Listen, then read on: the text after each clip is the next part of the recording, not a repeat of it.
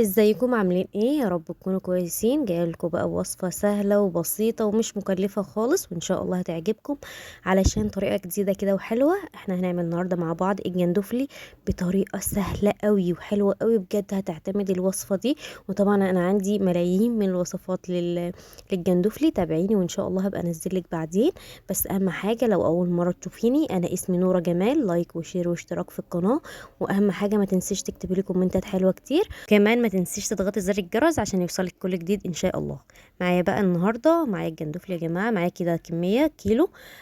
طبعا الجندوفلي لازم يتنقع قبلها، يعني ممكن بنص يوم او بيوم، وبعد كده يتشطف. يعني احنا بناخده على مراحل كده، ان هو يتشطف وبعد كده يتنقع تاني، وبعد كده يتنزل ميه وتحط له ميه كتيره علشان بياخد وقت شويه عشان ينزل الرمل اللي فيه.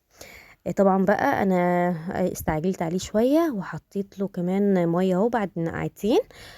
هحط له بقى ميه وهغليه غلوه كده على النار علشان يفتح كويس. طبعا اهم حاجه ان هو يفتح. بسخن الميه مش لدرجه الغليان ولا حاجه. بسخن الميه انها تكون سخنت، تكون الجندوفلي طبعا فتح معايا. طبعا برجع بقى اعمل له كل ده تاني، ان انا بخليه ينضف بقى من جواه وكده، واطمن ان هو خلاص نضف من جواه.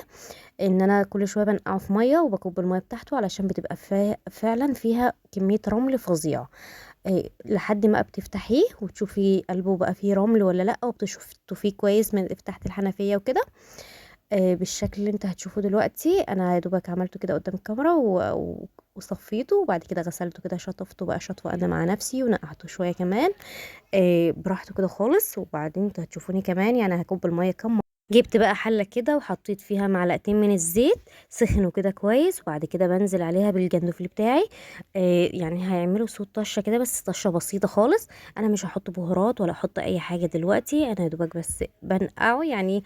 ممكن تقولي غسلة كمان على البوتاجاز كده، بديله صدمة الاول وبعد كده هتحط له مية وبخليه يغلي وكل حاجة. يعني بصوا انا بخليه هو بقى يسرد المية بتاعته. وهتحط له شويه ميه صغيرين، لو نشف منك ما نشفش منك ولقيتيه بيسرد الميه بتاعته كويس، ما تحطلوش ميه ولا اي حاجه. بصوا الجندوفليه كلها بقت مية مية من جوه. انا بوريكم انها بقت نظيفه. وطبعا انا خلاص شلته تاني من الحله وغسلته وشطفته كويس، وبعد كده برجع الحله تاني، بحط فيها معلقتين من الزيت، عليها بصلايه صغيره من المبشوره كده ناعم، وعليهم فصين من الثوم مبشورين برضو يكونوا ناعم علشان تبقى الشوربه معاكي كده كويسه. اول بقى ما تصفر كده بقى شويه، طبعا بعد ما غسلت الجندوفلي خلاص ويعني زهق مننا من الغسيل بصراحه. بتحطيه بقى على البصلايه وعليهم ورقتين لورا كده. اي بهارات عندك زي ما انت تحبي، بس انت عارفه ان السمك والسي فود عامه ما بيحبش البهارات الكتير، هو يا دوبك كمون وحاجات بسيطه كده من الشطه والثوم والحاجات دي بس. اكتر من كده لا. حطيت له كمون ومعلقه بابريكا صغيره ومعلقه شطه صغيره، على حسب طبعا انت بتحبي الشطه كتير ولا لا، على حسب كده. طبعا احنا قلنا البهارات كتير في السي فود مش بتبقى لطيفه. حطيت بقى نص قرن من الفلفل الحامي كده الحراق شويه. آه، طبعا لو عايزاه بارد مفيش مشاكل، انا يعني مش بديله طعم بس، مش بخلي الشوربه حراق ولا الكلام ده خالص. وان شاء الله هتعجبكم باذن الله. بس مش على اهم حاجه على الوصفه دي. شوحته بقى كده كويس، وطبعا بياخد لون من جواه، بيبقى لونه زي الجمبري كده يا جماعه، بيبقى لونه احمر.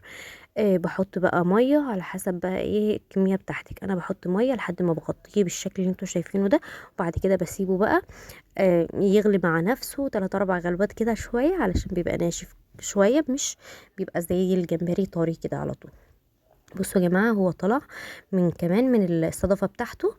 آه علشان من كتر ما طاب يعني وكده، فغليته بقى غلوتين 3 زي ما اتفقنا، وبعد كده حطيت له ملح، وبعد كده بقلبه تقليبه كده. وطبعا هتدوق انت بقى الشوربه اذا كانت مظبوطه ولا لا، عايزه ملح عايزه شطه زي ما انت طبعا تحبي. وان شاء الله امشي على الطريقه دي وهتعجبك 100% باذن الله. واستنوني طبعا في طرق كتيره ان شاء الله من السي فود والجمبري والحاجات زي كده ان شاء الله. ويا رب يكون الفيديو عجبكم وما تملوش مني ان شاء الله. واهم حاجه كمان يا جماعه الشوربه الشوربة لازم ليمون، لازم اي سي فود فيه ليمون، اي سمك ليه ليمون. انا بقى حطيت كده ليمونة كده على الوش. طبعا اللي يحب يحط ليمون، اللي كده زي ما انت تحبي، ممكن تاكليها من غير ليمون برضو، تحفة تحفة تحفة. بس اهم حاجة يا جماعة ما تنسوش تركات الرمل، ان احنا نغسله كويس وننقعه كويس، علشان بيبقى فيه كمية رمل صعبة.